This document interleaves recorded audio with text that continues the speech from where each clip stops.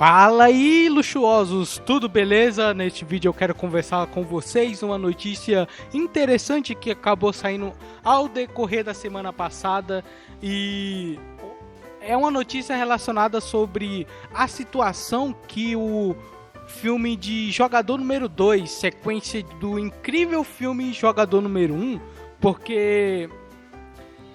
Olha, vou começar explicando do início essa situação, porque Jogador número 2 é uma continuação do Jogador número 1. Jogador número 1 ele é uma adaptação de um livro de Ernest Cline. Isso significa que quando o livro do Ernest Cline passou para a adaptação de cinema, quem pegou esse filme para produzir no geral foi a Warner Bros. E quem dirigiu o filme foi o Steven Spielberg. O Steven Spielberg do filme do E.T., do filme do... agora não vem na minha cabeça os filmes que o Spielberg fez, mas ele é um diretor com essa roupagem mágica. De fazer filmes tão mágicos que a gente fica de um modo imersivo na mágica que ele coloca. No próprio filme do E.T. a gente percebe essa magia, o como ela vai estabelecendo assim um grau que a gente fica se importando com a ficção. Por mais que a ficção ela possa parecer algo ficcional, óbvio, mas só que o Spielberg faz de um jeito com que a gente se importe com a ficção até certo ponto que a gente se emocione. E ele é um diretor perfeito para fazer o projeto do Jogador número 1. E ele fez, e foi lançado em 2018. Óbvio que o Jogador número 1 é com certeza um dos meus filmes preferidos da vida. Mas ele se tornou um dos meus filmes preferidos da vida porque eu conheci ele num momento em que eu não conhecia muito cinema. Hoje, que eu já sou mais maduro, tenho uma bagagem grande de coisa que eu já assisti, hoje em dia eu percebo alguns erros no próprio filme. Mas erro assim... sobre a questão do filme ter um excesso de easter eggs, porque muitas pessoas vão assistir pensando em ser um filme legal, mas só que ela se distrai pela extrema quantidade de easter egg. Mas na minha opinião isso não me tira assim da minha maratona. Eu consigo prestar muito bem atenção na história do filme sem me perder com o raciocínio dos easter eggs, porque os easter eggs estão lá, mas na minha opinião é para enriquecer ainda mais a história, entendeu? Então é sempre bom enxergar por esse lado, porque eu vou estar utilizando essa base da minha crítica para falar agora sobre o Jogador número 2, que para quem não sabe, Jogador número 2 é o nome dado ao livro continuação do Jogador número 1. Mas só que o Jogador número 2 ele é a continuação do livro do Ernest Cline. Aí, quando lançou o livro e foi confirmado o livro, a gente sempre queria ver e saber também sobre como seria a adaptação do Jogador número 2 para o cinema. Porque o Jogador número 1, óbvio, ele foi adaptado para o cinema. Mas só que a história do filme em si do Jogador número 1, ela não é uma história igual à dos livros. Se é que vocês me entendem. Porque a história do livro é escrita de um jeito e a história do filme é feita de outro jeito. Ou seja, são filmes que acontecem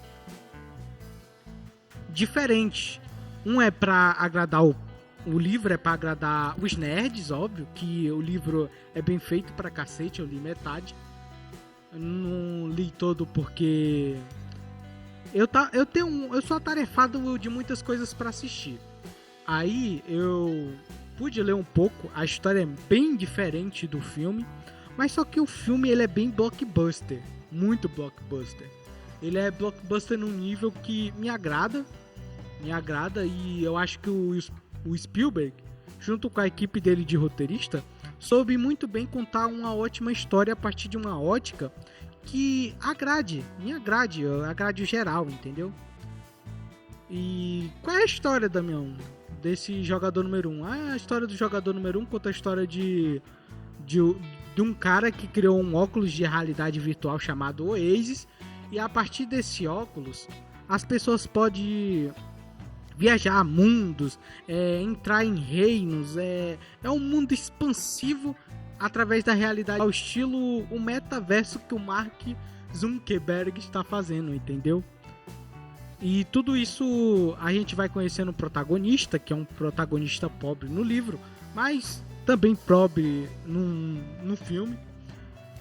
E a gente vai acompanhando ele conseguindo as 3 chaves, porque a questão dessas 3 chaves é porque quando o Halliday, que é o criador do Oasis, esse jogo de estilo metaverso, ele morre e ele lança um desafio pro público achar 3 chaves que vão levar eles até o easter egg. E quem conseguir as 3 chaves e for até o easter egg, elas vão conseguir o controle do jogo do Oasis.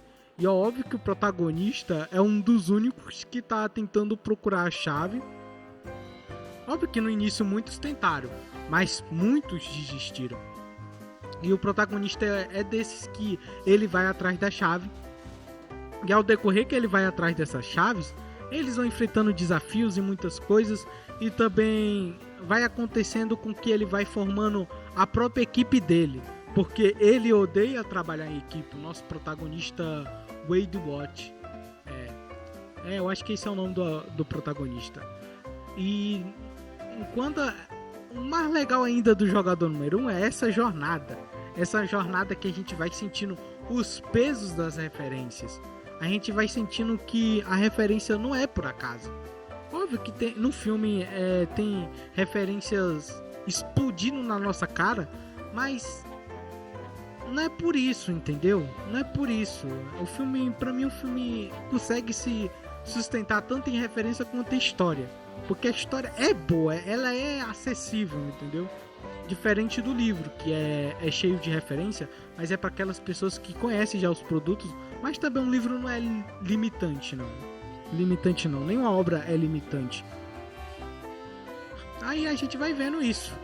Aí essa é a história no geral. Mas o objetivo desse vídeo não é falar do jogador número 1. Óbvio que eu explicando a história do jogador número 1, mas eu queria falar sobre a história do jogador número 2. Porque é o seguinte, porque o primeiro, quem dirigiu, foi o Spielberg. E o Spielberg, ele é um cara perfeito pro projeto do jogador número 1. Eu não imagino outra pessoa dirigindo se não for o Spielberg.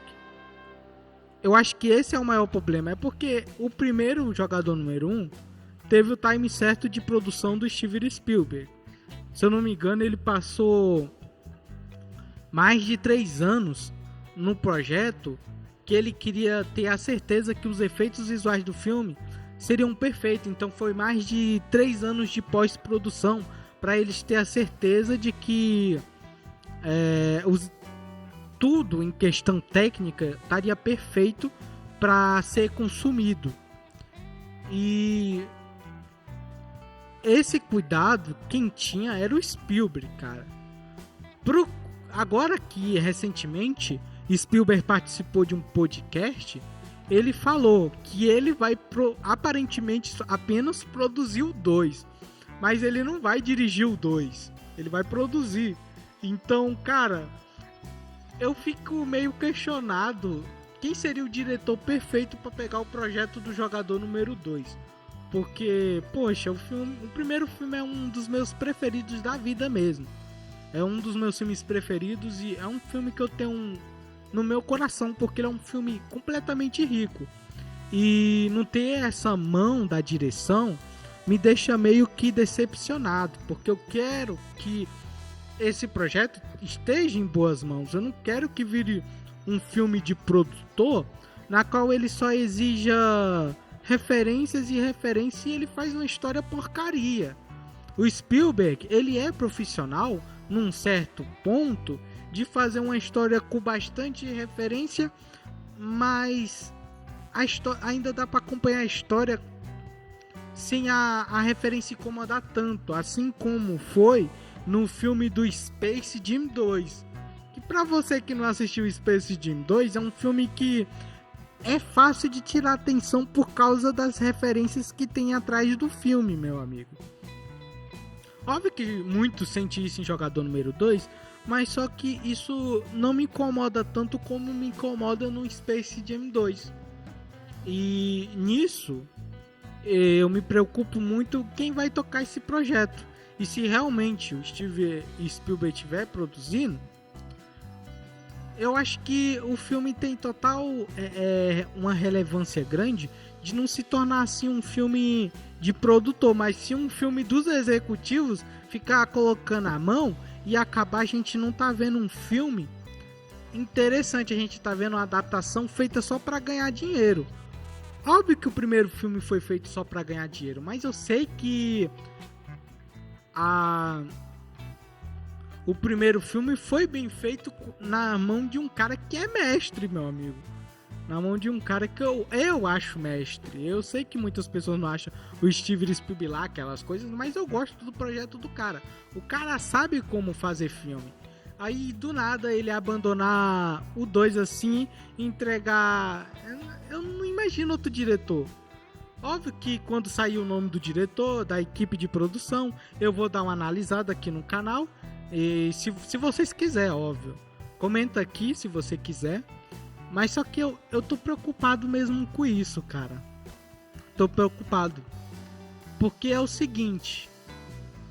O 2 depende de um ótimo diretor para funcionar. Porque a Jogador Número 2 ela é bem mais complexa do que o primeiro filme. Porque o primeiro filme eles estão atrás de 3 chaves, cara. O que é 3 chaves comparado com 13 cristais, pô. Eles vão atrás de 13 cristal. Isso vai depender de um cara competente de dominar uma história extensa. A não ser que ele mude a história, né? Ele reduz o número de cristais que eles vão em busca ao decorrer da história do 2. E aí a gente vai ver o resultado da excelência da escrita e do diretor. Mas também o primeiro filme, ele não se escora muito assim na história do livro. E eu acho que ele não vai se escorar muito pra continuação. A continuação não vai precisar tanto assim da base do livro para poder ser uma história legal, entendeu? Ela pode tomar rédeas diferentes do livro e fazer uma adaptação bem interessante assim. Mas, óbvio, para isso precisa de um ótimo roteirista e um ótimo diretor. Eu confiava no Spielberg, mas só que ele vai ser o produtor, cara. Nunca se sabe o que pode acontecer, virar um filme de executivo e acabar estragando a história por completo, meu amigo. E esse era o assunto que eu queria discutir nesse vídeo. Desde já, muito obrigado vocês que assistiram até aqui. E deixa o like no vídeo, comenta o que vocês querem acompanhar aqui no canal e o que querem ver na minha opinião. E muito obrigado e tchau!